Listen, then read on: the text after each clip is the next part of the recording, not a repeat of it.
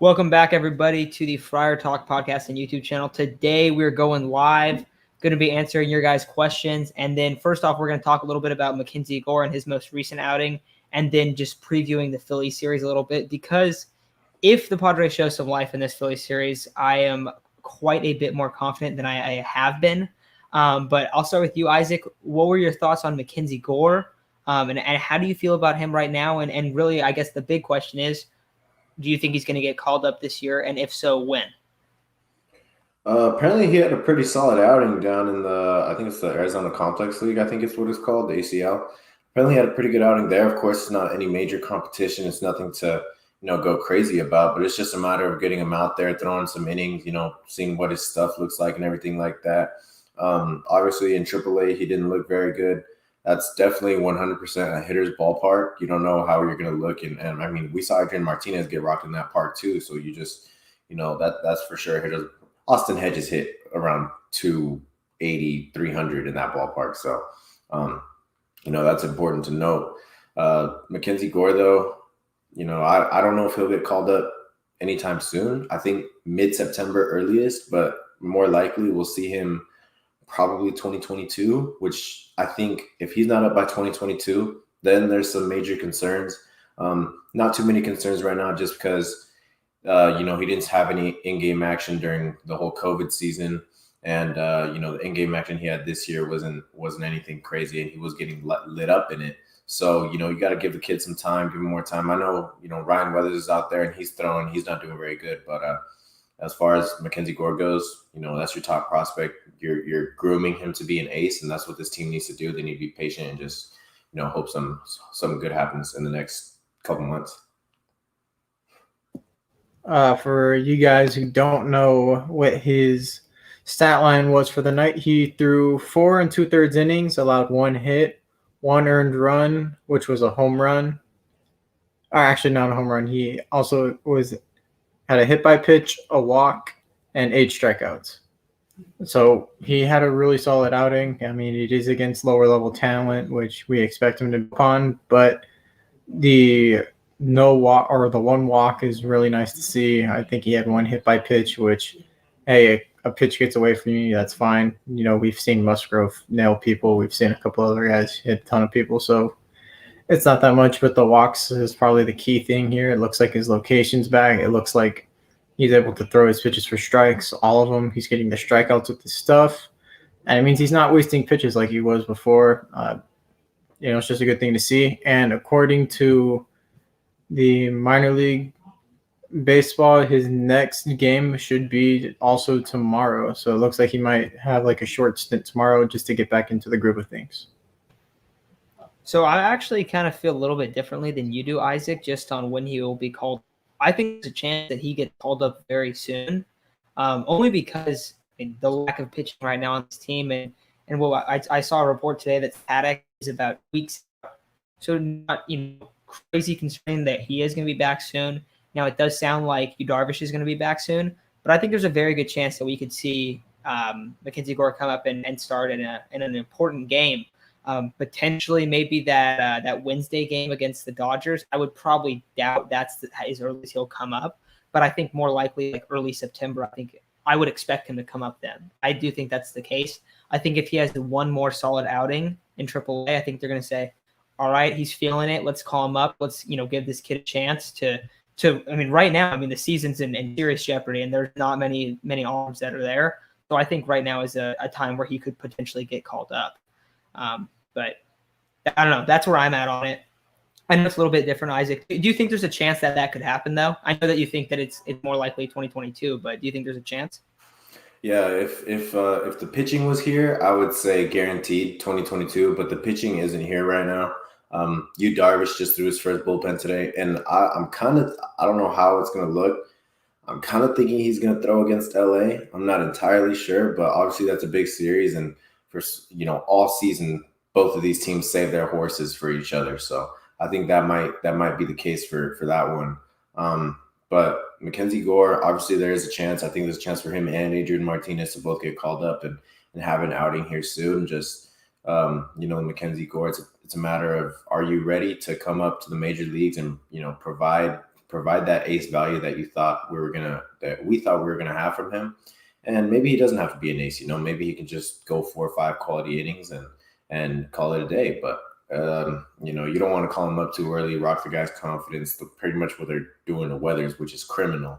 But you don't want to do that to Mackenzie Gore. So while it is, it's a realistic possibility that he gets called up, I would honestly kind of hope that they take it a little patient, have a little bit more of a patient approach, and mid-September be the earliest that he comes up. Yeah, I'm expecting him just to get called up in September, along with Adrian Martinez. It looks like they're going to just kind of roll out for the next 2 weeks with what they have, and then once the roster expands, looks like they're just going to try to use everyone from there to kind of save our guys' innings, which I don't necessarily agree with because you're running into the toughest part of your schedule right now, and I think if you're going to call someone up, you need to do it right now because they're going to need to get their MLB or their first MLB starts against some of these weaker teams before you run into the Dodgers and the Giants in the last 2 weeks of season, because it's probably make or break there. If we make playoffs, those last 15 games, we play the Giants a ton. We play the Dodgers, I think, for 2 series. So if you don't have your guys that, hey, we know we're going to need these in later season, and you don't promote them now and get them experience, you're kind of setting them up for failure in an impossible situation.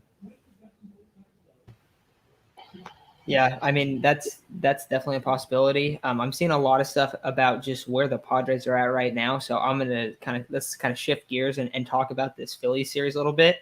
Right now, Padres 12 games out of first, up a game right now on the Reds and potentially a half game because the Reds are winning in the 8th inning currently, according to Greg. So thanks for sending that in there, Greg. But this is a very concerning part of this team, of this season. And right now the Padres have a chance. I think they should absolutely win the first 2 games of this Philly series. And I think that it's pretty much a must right now to win 4 or 5 of this homestand. Preferably they go out there and they win 5 or 6. If they went and had a two series sweep right now, I mean, that would really get everyone going.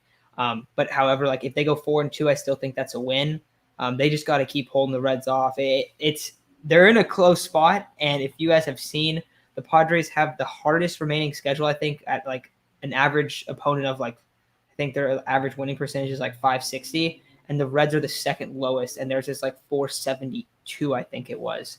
But basically, the Padres have one of the hardest schedules, and the Reds have the second easiest. So a pretty tough spot right now for San Diego. But if they get hot, we've seen that this team can really go and get going.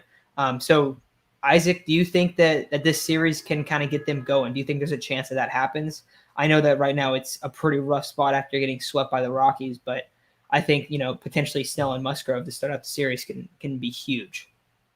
Of course. This is a huge spot for the Padres to come back and bounce back from a really bad, stint on the road. And that's not, that wasn't pretty to see. Obviously, all of our hopes are down significantly right now. All of us are probably thinking we probably won't make the playoffs, but this is a good opportunity for the team to get back on track. I've mentioned before, this team controls their own destiny, and there's no better way to start than getting one of the teams that are quite frankly on their asses.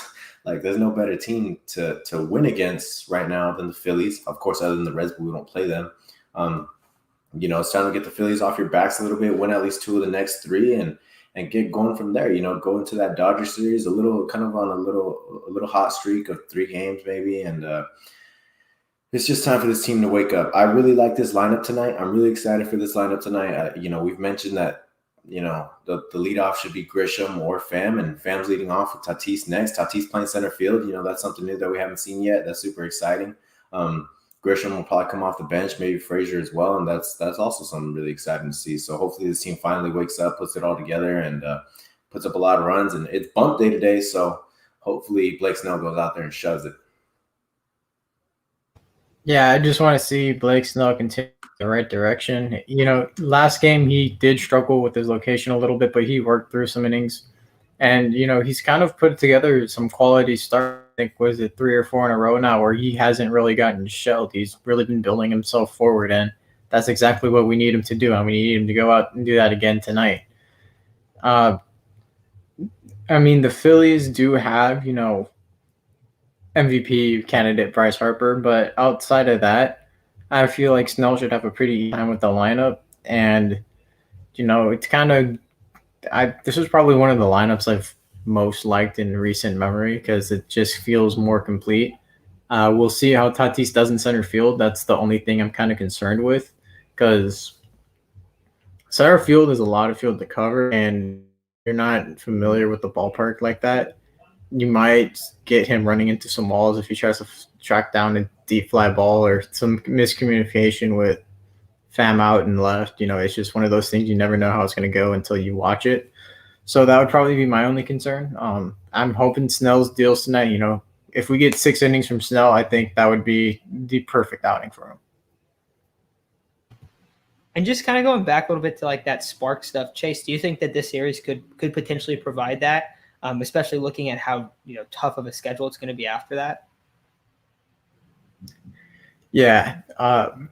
If not tonight's game, tomorrow's game definitely needs to be the spark because if we just continue to lose, it's just kind of like lowers everybody's mentality even more and more and more. So if we don't win tonight and we don't win tomorrow and we lose this series, it's just kind of taking 2 steps back to move forward, which you really rather move forward than take 2 steps back. So. All right. And then I have a couple questions. We can start off with this one. Then you guys can just start sending in what, any questions you guys have, and we'll start going through them. This is the first one from Oscar. If the Padres miss the playoffs, do you think Tingler should be gone? I don't think Tingler should be gone, but I think it's very likely that you see Rothschild gone just because where's the biggest concern coming from? Probably the pitching staff, I would say, at this point, especially the starters, and especially looking at, the expectations heading into this season for the starters, and then they weren't really quite there. But as far as Tingler being gone, I don't think that's on the table. I don't think that would come the same year as Rothschild being let go. I think that's a lot more likely. But that's where I'm on it with this. I don't think Tingler should get fired if we don't make the playoffs. A lot of injuries to the pitching staff right now. That's really out of his control. I don't blame him for that. I do think that they maybe need to have a talk with him about more lineup consistency and just having some more fire. Like it seems like he's too laid back about this whole situation going on right now. It doesn't feel like he knows that the Reds are on his back. It doesn't really feel like that. And I know he doesn't have to express his concerns to the fan base or anything or to the media, but, just seeing what he does on the field, seeing his reactions to, like last year didn't defend Tatis and he doesn't go out there and fight for his guys the way Schumacher did when he got tossed out. It's just, I want that more from him. And of course, that's not a big con of Jayce Tingler. It's just that's what you want from a manager. That's something that I look for. But I think he's a good manager. I think he has some, I think everyone in the season has some iffy bullpen decisions. But I actually think he's done pretty decent with the bullpen as far as how injuries have, how he's handled the injuries and everything. I think he's done a fine job. So I hope he's back next year. I'm on the fence with it. I've never been the biggest fan of Jayce Tingler. I think he's improved from his first year with his first year. It looked like he was going to be a very questionable manager. He made a lot of questionable calls with the bullpen. The lineups thing is still very inconsistent. He's gotten better, but there's still a lot of things we can question about it. I mean, that's going to happen with every manager. But like Isaac was saying, you don't really see a fire in Jayce Tingler. Even if there's a couple bad calls or where the ump is completely screwing over the Padres, Jayce Tingler, whenever he gets ejected, he's just like, okay, yeah. And then you see the press conference and he gives the same answer. Yeah, we've been struggling with this. If you've been struggling with this, why haven't adjustments been made yet? It's been 2 to 3 series. Normally, you want to see adjustments after the first, if not second. But it's been 3 series against some of the worst teams in baseball. So I don't know what's happening in the dugout. We don't know what's happening in the clubhouse. We don't know how well the players respect Tingler or anything about that. If the team has Tingler's back and Tingler has its back, and then I think we should move on with Tingler. But if not, I think Tingler might need to, be released and, hey, you know what, go after a guy like Ron Washington or someone like that. I think it's a pretty fair answer. And I definitely understand being on the fence. I don't think it's quite time for any like drastic measures yet. I am concerned though, and I think everyone should be a little bit concerned. Though I do think it's kind of tough to judge him completely this year with the amount of pitching injuries, because I wouldn't put that on his shoulders. I don't think that's his fault. Next question here. How do you feel about Kim instead of Frazier? I think you mean tonight, Igor. So I would say for tonight, it makes sense. Moving forward, I don't think that's what they're planning on doing. I think that Frazier is almost that everyday starting second baseman. But I think for today, I think it's a good idea. Frazier's been struggling. Maybe let him take a breather, reset a little bit. If you guys have not noticed his launch angle, it is completely fallen off the table. So we'll see what happens with that. But hopefully, that starts getting going. But I do think tonight it makes sense.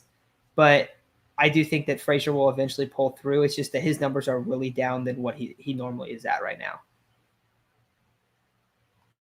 I really like the move for today. Frazier's in a massive slump. I said you got to take him out of that leadoff spot. Day I said that, he hits 4 ground balls. Didn't get it out of the infield. That's really bad. Like, if you're the leadoff hitter and the coach says, I want you to lead off so that way you can get on for Tatis, but you're hitting ground balls to the first baseman nonstop, it calls for you to get sat the next game. Like, I'm sorry, but that's just what it is. Do I think he's going to bounce back? Of course. He came to us, as the starting all-star second baseman, batting .327 with almost a 400 on base percentage. So of course I expect him to bounce back. It's just a matter of right now the Padres are in a really dire situation where they need some consistency in the lineup. They need someone to provide them that jolt of energy and get on, do the job. And that hasn't been Frazier lately. And I think Kim has a decent possibility to be able to go out there, and because we all know the guys love Kim, they love Ha-Song. So maybe that's their spark of energy outside of Tatis. Batting 8th, I like him down there. I like Fan leading off. So overall, I think I can speak for all of us when I say this lineup is my favorite, at least for Matt and Chase and I. This is my favorite lineup recently. So hopefully they go out there and put up a lot of runs.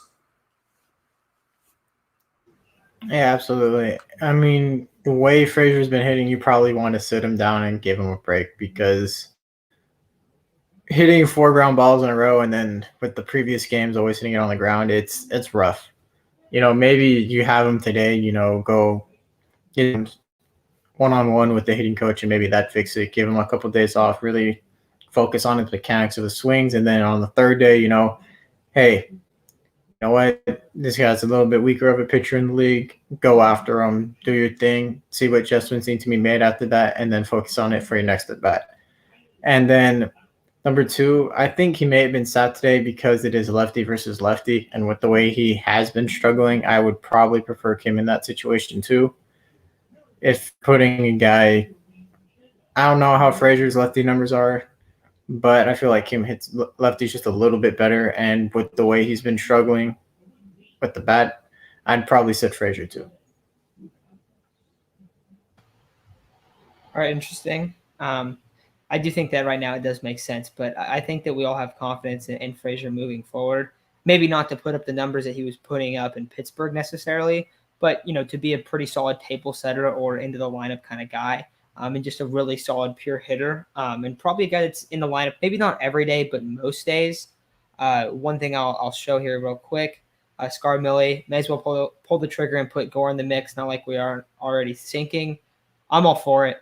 We've talked about Gore, it feels like almost weekly throughout this whole season, just because it's been so crazy.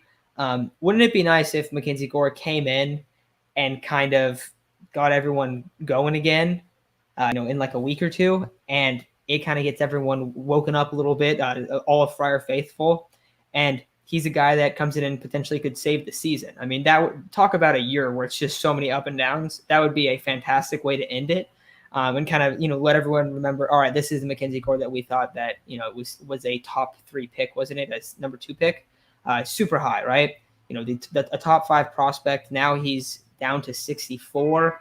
But that would be a fantastic way, I think, to end this year after that. But question for both you guys, Isaac and Chase, with Paddock out, so let's pretend that Darvish comes back. So those 3 pitchers. What would your ideal rotation be right now if you could call up either a Mackenzie Gore or an Adrian Martinez to add to the mix? Who would be your 5? So those 3 are obviously the first 3. And this is assuming Paddock is going to be out for an extended time, right? Yeah? Okay. Mac, I guess. There's really no better options. So I would go Mac. And then either, this is tough, either Martinez or, worst comes to worst, Diaz, Chris Matt, I guess. I mean, think about it. That's how low we are. That's how many guys we have. Like, that's really how desperate we are.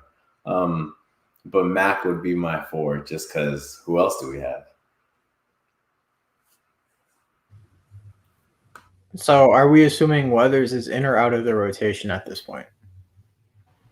I mean, that's up to you. I'm taking him out personally. I feel bad for the kid. He's getting rocked every time he's coming out. I think it's brutal what they're doing to Ryan. But yeah, it's up to you. Okay. So yeah, I probably put what is it? Darvish 1, Snell 2, Musgrove 3. Then I would probably put Martinez at 4 and Mackenzie Gore at 5. Just because Musgrove, usually he can get you 6 innings right around there.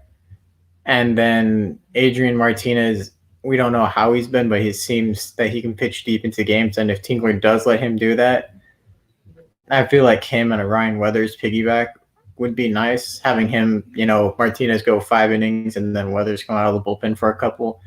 Let's Weathers, face the heart of the lineup a couple times, but also not to the point where he might get rocked. Let him slowly build up his confidence. And then you let Mackenzie Gore do his thing for however many pitches he's allowed to, however many innings he's allowed to. But you should really let him build to try to get to 5 innings each start. Even if he's getting a little roughed up, you want him to work through some situations in the MLB. So if he does become useful towards the end of the season, if not playoffs, you want him to kind of pitch in some high leverage situations and work out of them. I like that. I think I would probably go with Adrian Martinez at 4 and then Mackenzie Gore at 5.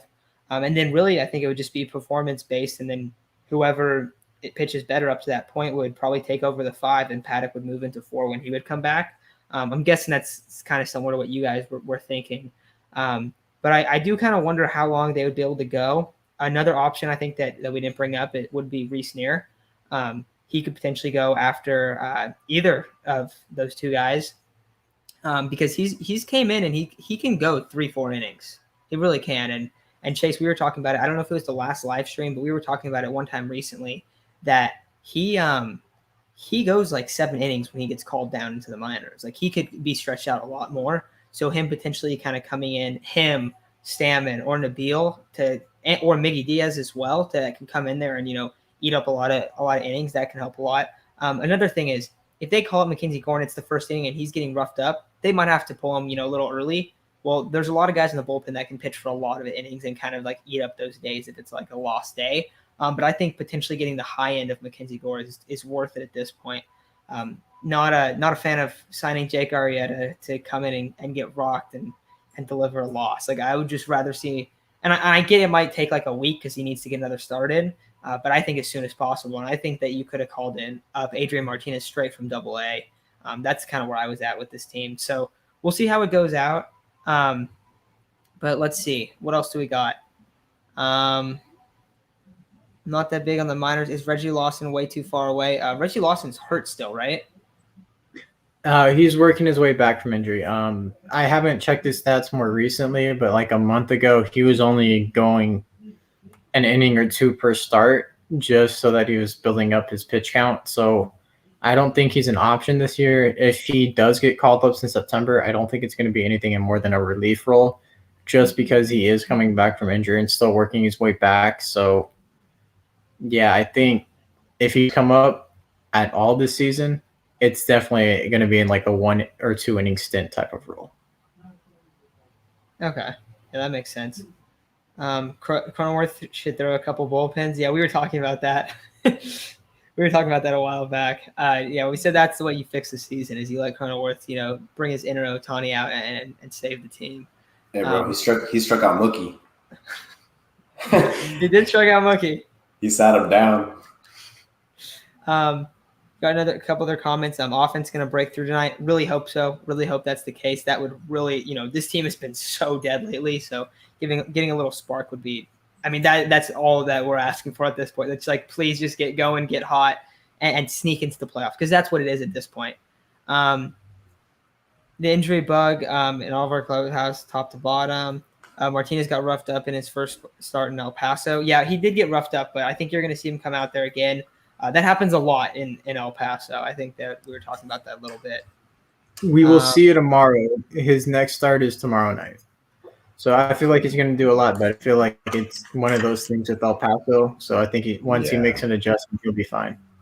100%. That's a fake ballpark. Yeah, people can just get destroyed there. Let's see, what else? What else you guys got? Anything else you guys want to bring up? Any other questions you got? This is a pretty big matchup. Obviously, it's two MVP candidates going at it. Chase brought up Bryce Harper is definitely a scary part of this lineup. Before the Padres actually had anyone good, Bryce Harper was my favorite player. So this is kind of cool. My old favorite player, my new favorite player, going at it for MVP, going at it today. That's how it was earlier in the season, of course. But this is pretty cool. It's cool to see. Obviously, JT Realmuto, another really good hitter for the Phillies, apparently has really good numbers against the Padres. And surprisingly, Jayce Tingler, I saw, has really good numbers against the Padres. So, those three guys right there could be scary to face, especially if Jayce Tingler decides to actually do something, which apparently he does against the Padres. So this is going to be an interesting series, and we definitely need Snell and Musgrove to shove, because this team needs that kind of spark from their starting pitchers right now. I do got a question for y'all before we go back to the comments. What prospects do you guys want to see called up in September? Gore. Okay, but like other than pitching, because we talk about pitching. Other than the pitchers. Prospects? Yeah, hitting prospects. Let me check them out. I kind of want to see Hassel get called up. I know it's really early, but I think that he could potentially be the starting left fielder next year. In an interesting scenario, but I do think there's a chance that he could be that guy. I know he's super young. I know it's unlikely, but if he came to spring training and he just looked like he was a monster, it would be hard to say no, I feel like. This one's obvious for me. Sorry, Chase. Go for it. I'm guessing you're going to say Campusano. I'm going to say Campusano because my guy is I want to see Joshua Mears. I was thinking that was a good pick too. I just want to see his MLB. That's it. Yeah, he has a massive pop. And I say Campusano because, Yu Darvish is out right now. So maybe this isn't going to be the case when, like in September or when Darvish comes back. That this probably won't be the case. But right now, Caratini doesn't really provide you much value because, yes, he calls some great games. He catches Musgrove, but also, he doesn't provide enough value at the plate. He's consistently one of the weak spots in the lineup. Of course, he's had some really clutch moments so far this year, so that's been awesome to see. But in terms of everything else, like I think people get caught up in those clutch moments and they think, oh yeah, he's a good player. But the stats say otherwise. Campusano was supposed to be a really good hitting prospect. I know he struggled earlier this year, but that was his first game action. In forever, So it was good to see him up there, and he was actually hitting the ball pretty hard. But right now he's raking in AAA. I know we say fake ballpark, but it's hard to deny that he's raking. I think he'd be a better option at the plate right now than Caratini. Behind the plate, maybe not, but is what it is. Yeah. Like I said, Joshua Mears would be my guy. I just kind of want to see where he's at in his development because I know he goes on little hot streaks down in, I think it's single A. So maybe getting him some reps against MLB at bats either helps him with his progress and might hurt him. We do want Franimal back. I miss Franimal with a passion. Every time I see him, I'm just like, I wonder how he's doing. And I'll look and I'm like, we could do that on our ball club now. Yeah, man. I miss him too. Oh, yeah, I saw that and I had to bring it up because apparently he's been on fire lately. So that always hurts when you're like, oh yeah, Fran will hit up this lineup quite a bit. I think everybody that was every Padres fan was just like, man, this sucks. Right when they traded him. Let's see, where will Abrams trade? We got a good one though, real quick. What were you gonna say though? I was gonna say almost every guy we've traded to the Indians has balled out. Naylor, the two guys I probably killing it. Yeah, the Naylor's two guys killing it for at least. Quantrill was what, under a 1 ERA throughout all of July, or like until now. It's brutal. Okay, what do you guys think about this? What will Abrams play when he gets called up? I'm gonna say shortstop. It's fair. I just don't know what they want to do with Tatis. That's kind of like if I had a for sure option, because I mean I'd still like to see Tatis at shortstop. I know he makes a lot of errors, but he's 22. He can easily fix those. Those are this is just the growing pains of a it's just growing pains of him. It's not like Derek Jeter didn't make a bunch of errors. That dude was an error machine. Obviously Baez is too, but I think the luxury of having both of those guys is that obviously Tatis can play outfield. He played outfield when he was younger, apparently, so you can plug him into the outfield or shortstop. And I honestly think you could do the same with Abrams, kind of I guess somewhat utility guys. I think you could do them with both, and I think as long as they're in the lineup, I think that's where their presence will be felt the most. So I can care less where they play as long as both of those guys. Obviously, Tatis is already what we expected him to be, but hopefully Abrams can be what we expect him to be too, and those can be the two guys for years to come. Yeah, I think you're a little too nice to Jeter there. He was like one of the worst defensive rated shortstops in all of history. So you might not want to be. He made a handful of no. He was bad at short. Tatis is better there. However, I do like Abrams at short more than Tatis. I like Tatis in the outfield, especially considering his kind of thing. Kind of the less he can dive in the infield, I feel like the better. So I know he's going to get surgery on it this offseason, but if it becomes a recurring problem, I'd rather him just play in the outfield. And I think like Abrams might have just a little bit more range because of the speed he has. And having him and Cronenworth that short and second, if not altering those two, you really shore up that infield and you don't have to really worry about any wild lows because from what we've seen from Abrams in the minors, he doesn't make that many errors, and I feel like he gets the ball on the line every single time. Well, one more thing real quick. It's worth noting, Chase brought up the Tatis surgery. It's not a guarantee that Tatis would be ready for the season if he were to get surgery over the offseason. I've seen that it's not a guarantee. I've seen it could be a month, maybe a little longer, and maybe he's ready for the season, but we don't know. In that case, I think Abrams will be ready. I think, he'd have to get a lot of spring training at bats so that way he can start getting ready, start preparing for some major league pitching. And then realistically, you could definitely see him at shortstop, put Cronenworth back at second. Where does that leave Frazier? I don't care. But, that's my whole thing is that I say I don't care because Abrams is going to be better. Jake is already better. Tatis will come back and he's already better. So there's just, I don't know if there's going to be anywhere for the dude to play. That's a fair point. I do think there's a good chance that Abrams could play left field too. I said Tatis could easily be in the outfield. The reason I think that it's more likely that Abrams plays short and Tatis plays right is that look around the league and look at where all the sluggers play. They pretty much, there's other guys, but the majority of the top end hitters in the league play in right field. A lot less wear and tear there. And if Fernando, we know how reckless of a player he is at shortstop, and that's not to be taken as a negative thing. It's like he's reckless in a good way. He's all over the place. He's making highlight reel plays all the time, both when he's running the bases and when he's playing the field. One of the injuries this year came when he was fielding. That was in the spring training. And then there was a couple other games where we've seen him wince at pain when he dives at a ball or whatever the case is. But it's pretty clear that there is a lot more wear and tear, I think, at shortstop than right field. Now, the big thing was, is he comfortable at right? He looks very comfortable at right, in my opinion. but I don't know. I think I would probably lean that you'll see Abrams at short just because they're going to feel a lot better allowing him to, be a rangy shortstop that might not have the high end as a fielder that Tatis does. Because I also agree, Isaac, you brought it up, like, you can look at him and say he has a lot of errors, but he's going to be a really good fielding shortstop. But I still think that, if you're able to save him and allow him, less reps there and to not get beat up, I think there's a very good chance. Also, Andrew, I like the lineup that you have here. The only thing is that when Frazier's been in left, it's been a little bit like it's been rough this year. And I think that having a whole spring training would look a lot better. So for next year, I think there's a chance that a lineup could look something similar to that.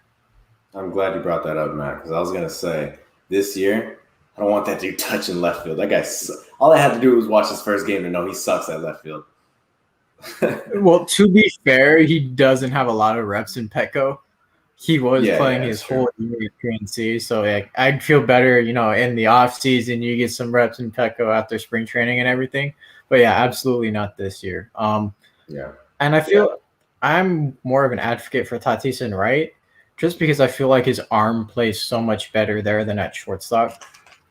Because I feel like, hey, if there's like a sharp line drive to right field, man, I want to see Tatis pick that thing and rope it to first just to see if he can get him out. And if not, I feel like we'll give up less triples and maybe, prevent some doubles, which is how strong his arm is in right field. Yeah, I don't know if you guys saw, he threw like 98 the other day from right. He threw 98. Yeah, he's going to be throwing triple digits out of right field, one hoppers to the plate from Petco porch, throwing guys out. He would be amazing in right field. That's why I think it's going to help. That like why it could be something that could benefit the team. I also see some people talking about having Nola play first base. Love Nola at first base. Also another guy, a lot less wear and tear. We've seen Nola get hurt, 3-4 times so far in his very short tenure with the Padres. If you can keep his bat in the lineup, I'd rather have him at first. Now, Will Hodge has been stepping up, but I think we've seen through the 4 years of Hosmer, I think we see like kind of where we've seen him. But the idea of putting Nola at first base. I think the game is about to start. Anything else you guys want to add before we take off? No, I'm good. I just wanted to say, Nola's been injured a lot, but it's been kind of a lot of bad luck. Like the foul balls off the hands when catching or getting hit in the wrists in his first, after he comes back from being injured. The knee sprain is probably just from catching, but we've seen it. When Nola first got back into the league after being injured, what happened to him immediately? You guys remember? Nola? Yeah. Remember like his first game back? No, remember he got hit in the hand. His first they 96 ran in, hit him on the hand. I'm like, well, there goes Nola. And then like a week later, the same thing. 95, just straight onto the hand. I'm just like, do they hate this man? Like every time he gets hit, it's on that hand. I'm just like, Jesus Christ. I'm like, it's not even his fault. It's just bad luck. Yeah. Real quick, final thing. What's your prediction? I think the Padres win tonight. I think they're going to take the series from the Phillies, whether that be a 2-1, series victory or a sweep. I would definitely rather have the sweep, but I do think they're going to take this series from the Phillies and hopefully it gets them back on track. Padres win. Blake Snell shoves. That's it. You know what? I would say they sweep. I'm hoping for a sweep. All right, guys. Well, thanks for listening. Game's about to start, and we'll talk to you guys tomorrow.